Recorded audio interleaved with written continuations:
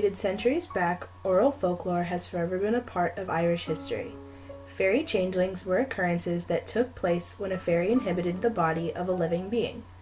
The ones most commonly affected were the women and children living in rural Ireland. According to legend, abductions took place to increase the strength of a fairy's stock, as their own often died during birth, and red blood was required in order for fairies to get into heaven. Keeping the appearance of the human at which the fairy inhabited, the changeling would only be recognizable due to ill health, bad temper, and an old-world look of knowledge in their eyes. It was among popular belief that the Catholic Church promoted the belief in fairies and fairy changelings. Catholicism would help prevent the infliction of a fairy. Church sacraments such as baptism, communion, and confirmation were considered to be the most potent charms against a changeling. It was very common for babies to be baptized soon after birth to avoid changelings. Families were encouraged to participate in the sacraments to save the children. If an individual was inflicted with a changeling, priests were often called upon to exorcise the evil spirits, especially with fairy changelings.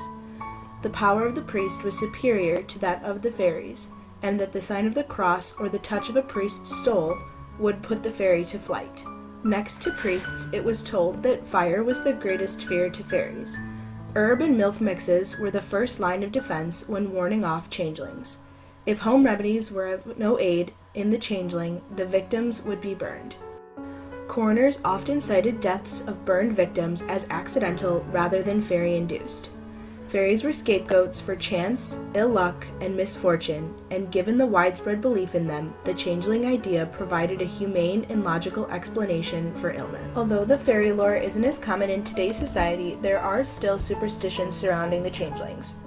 There are also many books and articles surrounding the folklore of fairy changelings. Many of these sources can be found at the Folklore Archives located at the University of College Dublin. Much of oral folklore was not seen as a danger. Unfortunately, this was not the case for Bridget Cleary. It was her story that proposed the true threat that lay behind the folklore of fairy changelings. Bridget Cleary was born in 1869 in County Tipperary, Ireland, and died at the age of 26. According to the novel written by Angela Burke, she was of middle height, brownish hair, blue eyes with regular features, a pretty woman.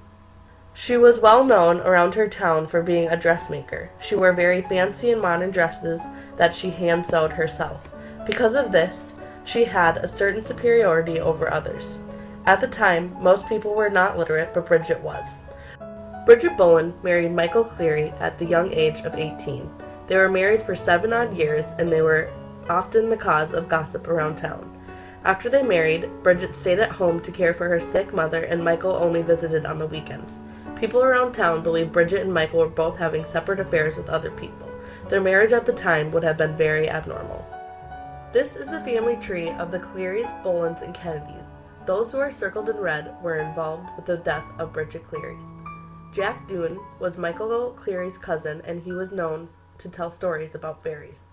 Patrick Boleyn was the father of Bridget Cleary. Mary Kennedy was Bridget's aunt.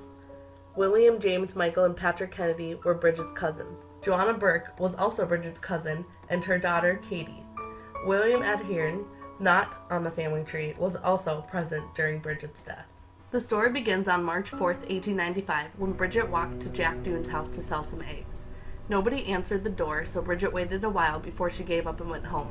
Because she waited outside for so long in the cold, she got extremely ill, where she complained of a headache and fits of shivering. She was unable to leave her bed. Time went on, and Bridget's condition got worse. Friends and family came in and out to visit her. On Wednesday, March 13th, Michael Cleary called Father Cornelius Bryan to their home to read Bridget her last rites. On the same night, Jack Doone visited Bridget when he yelled, "That is not Bridget Boland. That woman in bed is a fairy, and one of her legs is longer than the other." Michael begins to worry about his wife and starts to believe that she is a changeling. The next day, Michael Cleary met Dennis Gainey, a fairy doctor, who gave him a special mixture of herbs to give Bridget to get the fairies out of her. Later that night, Bridget was held down by her cousins and forced to drink the herbs with milk they got from a cow that had just given birth. Men yelled at her and asked, "Are you Bridget Cleary or Bridget Boland, wife of Michael Cleary, in the name of God?" She had to take 3 big drinks of the foul milk. Then they sat her up and began to shake her back and forth, yelling, "Away with you! Come home, Bridget Boland, in the name of God!" They then had her floating on top of the fire for 10 minutes before she got to go back to bed. The men believed they had fixed her and that the treatment had worked. It is now the morning of March 15th, 1895. Michael Cleary calls back Father Ryan to say Mass in Bridget's room. Bridget is now able to dress in normal clothes and is sitting near the fireplace.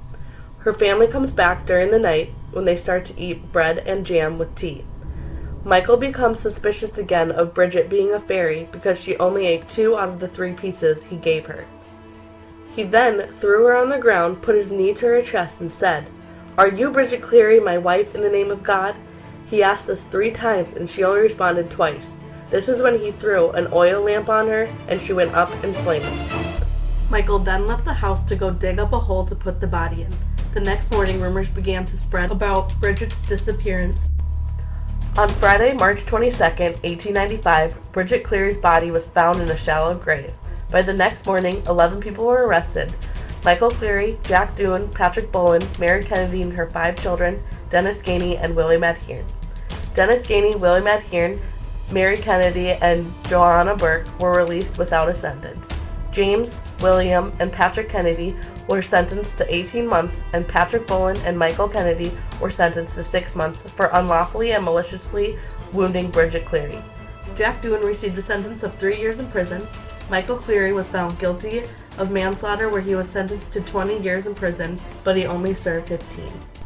To this day, Bridget Cleary is said to be the last witch burned in Ireland. The story of the burning of Bridget Cleary will never be forgotten and will continue to play a big role in Irish folklore.